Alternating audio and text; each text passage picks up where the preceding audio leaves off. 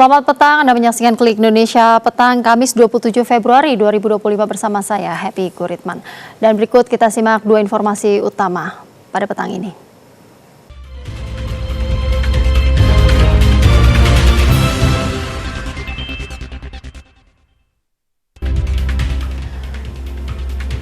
Ratusan tahanan Palestina dibebaskan dari penjara Israel setelah kelompok pejuang Palestina Hamas menyerahkan 4 jasad tawanan Israel.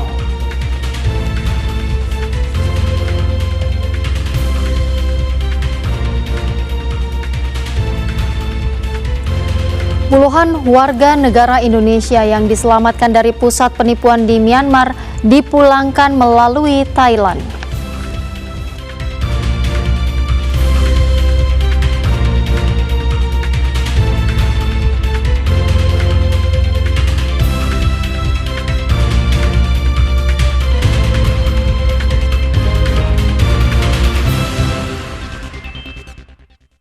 Kita ke informasi pertama, kelompok pejuang Palestina Hamas menyerahkan 4 jasad tawanan Israel secara tertutup pada Rabu malam waktu setempat.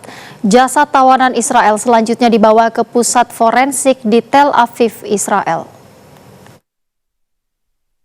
Kelompok pejuang Palestina Hamas menyebut jasad Sachi Idan, Izak Elgarat, Ohad Yahalomi, dan Solomo Mansur dibebaskan pada Rabu 26 Februari pukul 11 malam waktu setempat. Sebagai gantinya, Israel membebaskan 625 warga Palestina dari penjara-penjara Israel.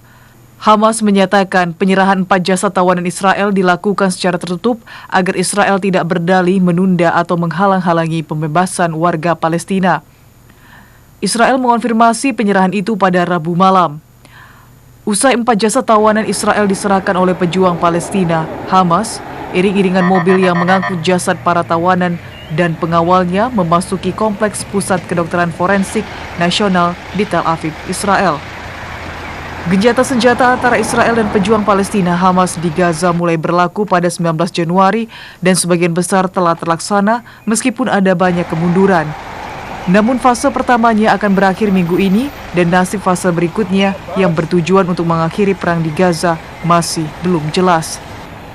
Hamas menyatakan hari ini bahwa mereka siap untuk memulai perundingan tahap kedua dan satu-satunya cara untuk membebaskan tawanan Israel yang tersisa adalah melalui komitmen terhadap gencatan senjata. Gencatan senjata 3 tahap yang mulai berlaku pada 19 Januari kini mendekati akhir dari tahap pertama. Perjanjian ini sebagian besar tetap berlaku meskipun ada tuduhan pelanggaran oleh kedua belah pihak. Israel membebaskan ratusan warga Palestina dari penjara Ofar, wilayah pendudukan tepi barat Palestina setelah pejuang Palestina Hamas menyerahkan 4 jasad tawanan Israel. Beberapa tahanan Palestina yang dibebaskan dari penjara Israel segera dirawat di Rumah Sakit Khan Yunis, Gaza Selatan, Palestina. Bus yang membawa tahanan Palestina yang dibebaskan meninggalkan penjara Israel Ofar di wilayah pendudukan tepi barat Palestina tepat setelah Kamis tengah malam. Pejuang Palestina Hamas sebelumnya menyerahkan jenazah 4 tawanan Israel sambil menunggu ratusan tahanan Palestina dibebaskan oleh Israel sebagai imbalannya. Pertukaran tawanan semalam menandai pertukaran terakhir gencatan senjata tahap pertama di Gaza, Palestina. Sekelompok tahanan Palestina yang dibebaskan dari penjara Israel disambut dengan sorak-sorai di Ramallah, wilayah pendudukan tepi barat Palestina. Para tahanan turun dari bus dan mendapat sambutan hangat dari ratusan warga Palestina. Beberapa pria Palestina yang dibebaskan dari tahanan mengenakan jaket hijau serta kefiyeh dan diangkat tinggi-tinggi oleh kerumunan warga Palestina yang menyambut mereka. Sementara itu, tahanan Palestina yang dibebaskan dari penjara Israel tiba di Rumah Sakit Eropa di Khan Yunis, Gaza Selatan, Palestina pada Kamis dini hari. Beberapa di antaranya akan menjalani pemeriksaan medis. Tahanan Palestina yang dibebaskan, Eyad Al-Saudi, mengungkapkan kelegaan atas pembebasannya. Namun ia menekankan bahwa kegembiraannya tidak lengkap karena banyak warga Palestina lainnya yang masih dipenjara Israel dalam kondisi yang sulit. Sejumlah tahanan Palestina yang dibebaskan Israel menderita luka-luka serius akibat penyiksaan selama di penjara Israel. Pemerintah Indonesia melalui Kementerian Luar Negeri akan mengirim bantuan kemanusiaan 200 juta dolar Amerika Serikat atau sekitar 3,2 triliun rupiah yang akan dilaksanakan secara bertahap pada awal bulan suci Ramadan. Wamenlu RI Anies Mata menyatakan Indonesia juga akan ikut membantu proses rekonstruksi di Gaza, Palestina. Pemerintah Indonesia bersama organisasi filantropi dan lembaga zakat akan mengalokasikan 200 juta dolar Amerika Serikat atau setara 3,2 triliun rupiah untuk misi bantuan kemanusiaan kepada warga Palestina yang akan dilaksanakan secara bertahap pada awal bulan suci Ramadan. Wakil Menteri Luar Negeri Republik Indonesia Anies Mata menekankan misi bantuan kemanusiaan untuk warga Palestina ini merupakan bagian dari diplomasi kemanusiaan Indonesia sesuai dengan amanat konstitusi dan kewajiban agama. Selain bantuan kemanusiaan, Indonesia juga akan ikut membantu dalam proses rekonstruksi di Gaza, Palestina. Kita memulai hari ini gerakan dengan target awal sekitar 200 juta US ya, atau sekitar 3,2 triliun ya kira-kira. Kita tidak menetapkan target, tetapi kita memulainya selama bulan Ramadan untuk 2 target program di sana nanti. Ada program yang emergency sekarang ini, ya selama masa ceasefire sekarang ini. Juga nanti program rekonstruksi Gaza ya, kita ikut membantu dalam proses rekonstruksi Gaza juga nanti. Wakil Menteri Luar Negeri Republik Indonesia Anies Mata menyatakan dalam misi bantuan kemanusiaan untuk Palestina, pemerintah menggunakan semua jalur diplomasi dan politik. Dengan lembaga kemanusiaan di bawah PBB dan lembaga kemanusiaan di Palestina untuk memudahkan proses penyaluran bantuan bagi rakyat Palestina. Puluhan warga negara Indonesia yang diselamatkan dari pusat penipuan di Myanmar dipulangkan melalui Thailand. Pemerintah Thailand mengatakan pihaknya berkomitmen untuk memberantas pusat penipuan tersebut. Puluhan warga negara Indonesia yang dievakuasi dari pusat penipuan di kota Myawaddy, Myanmar dipulangkan melalui Thailand hari ini. Di jembatan persahabatan Thailand-Myanmar, kedua sisi Thailand, 84 WNI yang dibawa ke Thailand dari Myanmar dengan bus terlihat diantar oleh tentara Thailand untuk prosedur identifikasi sebelum diantar ke Bandara Don Muang di Bangkok pada hari yang sama. Namun upaya yang terus dilakukan untuk menargetkan kompleks penipuan di sepanjang perbatasan Thailand dengan Myanmar telah menyebabkan hanya sebagian kecil pekerja di sana yang dipecat.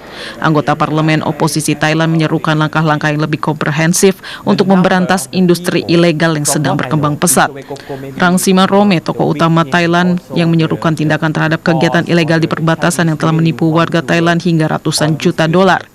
Ia mengungkapkan 300.000 orang beroperasi di kompleks penipuan Myawaddy, kurang dari 10.000 diantaranya berhasil diselamatkan. Roma yang telah melakukan perjalanan melalui beberapa daerah perbatasan mengatakan ada sekitar 40 kompleks penipuan di sana. Pihak berwenang Thailand tidak melakukan cukup upaya untuk menjerat para gembong yang melakukan operasi penipuan ini. Kolonel Sow Chit Tu, Panglima Perang Myanmar, menguasai wilayah sekitar Myawaddy dan telah lama dianggap sebagai pusat munculnya pusat penipuan di perbatasan Thailand. Pemerintah Thailand mengatakan pihaknya berkomitmen untuk memberantas pusat penipuan tersebut. Dalam beberapa pekan terakhir, kepolisian Thailand telah memindahkan beberapa pejabat dari provinsi yang berbatasan dengan Myawaddy menyusul penunjukan komite pencari fakta untuk menyelidiki tuduhan perdagangan manusia. นี่ชุดนึงกำลังจะเข้าเลยนะ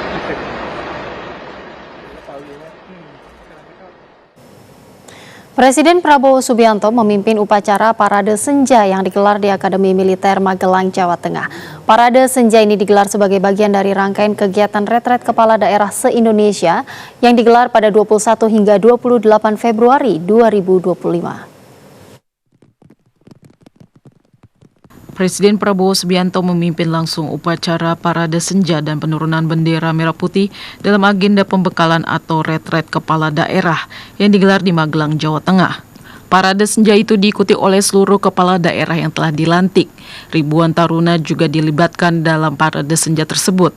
Seluruh mantan presiden juga turut diundang dalam parade senja retret kepala daerah yang digelar di Magelang, Jawa Tengah. Dua mantan presiden yakni Presiden ke-6 Republik Indonesia Susilo Bambang Yudhoyono dan Presiden ke-7 Republik Indonesia Joko Widodo menghadiri parade senja. Sebelumnya Deputi Bidang Protokol Pers dan Media Sekretariat Presiden Yusuf Permana menyatakan kehadiran Presiden Prabowo Subianto di retret kepala daerah yang digelar di Akmil Magelang, Jawa Tengah ini sebagai bentuk upaya pemerintah dalam membangun sinergi antara pemerintah pusat dan daerah. Kehadiran kepala negara juga menegaskan komitmen Presiden Prabowo Subianto dalam membentuk kepemimpinan yang kuat dan berkarakter bagi para pemimpin daerah di Indonesia. Sementara itu pada Jumat 28 Februari 2025, Presiden Prabowo Subianto dijadwalkan akan memberikan pengarahan dalam rangka pembelajaran orientasi kepemimpinan bagi kepala daerah seluruh Indonesia. Badan Gizi Nasional tengah berupaya menjalin kerjasama dengan sejumlah pihak untuk menyukseskan program makan bergizi gratis, salah satunya dengan pemerintah daerah. Hal itu disampaikan Kepala Badan Gizi Nasional, Dadan Hindayana, saat memberikan materi retret di Akmil Magelang. Kepala Badan Gizi Nasional BGN Dadan Hindayana mengatakan kepala daerah bisa memberikan dukungan untuk menyukseskan program makan bergizi gratis MBG. Kepala daerah bisa mengalokasikan anggaran untuk meningkatkan rantai pasok, membina petani, nelayan, peternak, hingga UMKM. Dadan Hindayana menekankan program MBG merupakan program pemerintah pusat.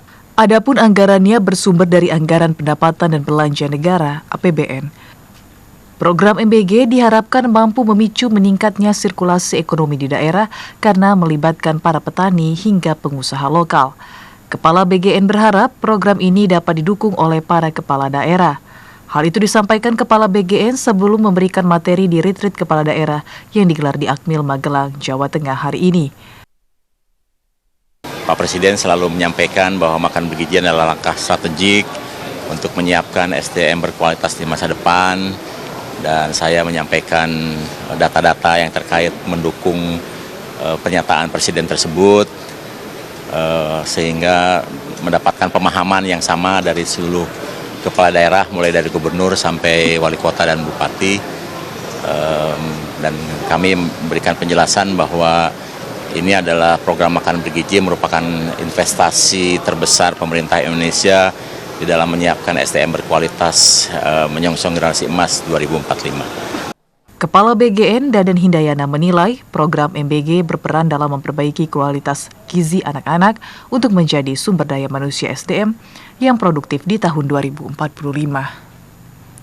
Generasi anak-anak saat ini, apalagi di masa mendatang, akan menjadi bagian dari bonus demografi. Di samping itu, pemerintah juga terus mengupayakan agar pemenuhan gizi dapat dirasakan oleh seluruh generasi anak-anak di Indonesia. Menteri Energi dan Sumber Daya Mineral Bahlil Lahadalia menyatakan pihaknya menghargai proses hukum yang tengah berjalan terkait kasus korupsi tata kelola minyak mentah dan produk kilang PT Pertamina tahun 2018 hingga 2023. Menteri ESDM juga meminta masyarakat tidak meragukan spesifikasi bahan bakar Pertamax dan Pertalite. Menteri Energi dan Sumber Daya Mineral Bahlil Lahadalia menyatakan berdasarkan laporan dari tim yang mengecek kualitas bahan bakar, spesifikasi Pertamax dengan temuan di lapangan atau SPBU sama. Namun Kementerian SDM akan mengecek kembali supaya kualitas Pertamax terjamin dan konsumen mendapatkan kualitas yang sesuai. Menteri SDM Bahlil Lahadalia juga menegaskan pihaknya menghargai proses hukum yang saat ini berjalan karena peristiwa pengoplosan itu terjadi pada tahun 2018 hingga tahun 2023. Saya ingin menjelaskan bahwa hari ini tim saya di Migas lagi turun ke lapangan untuk mengecek. Tetapi sejauh ini yang saya pahami adalah implementasinya ini kan di Pertamina. Kami ini kan hanya sebagai fungsi pengawasan. Yang saya pahami, yang saya dapat laporan bahwa harga dan spesifikasi RON 90, 92 atau 98, 95 itu tidak ada masalah. Nah, tapi kita menghargai proses hukum yang ada, kita akan ikuti terus. Sebelumnya Kejaksaan Agung menetapkan Direktur Utama PT Pertamina Patraniaga Rifa Siahaan sebagai tersangka dalam kasus dugaan korupsi tata kelola minyak mentah dan produk kilang pada PT Pertamina Subholding dan kontraktor kontrak kerjasama KKKS tahun 2018 hingga 2023. PT Pertamina Patraniaga diduga membeli Pertalite untuk kemudian di-blending menjadi Pertamax. Namun pada saat pembelian Pertalite tersebut dibeli dengan harga Pertamax. Ya, dan informasi tadi sekaligus menutup Klik Indonesia Petang. Terima kasih atas perhatian Anda. Selamat malam dan sampai jumpa.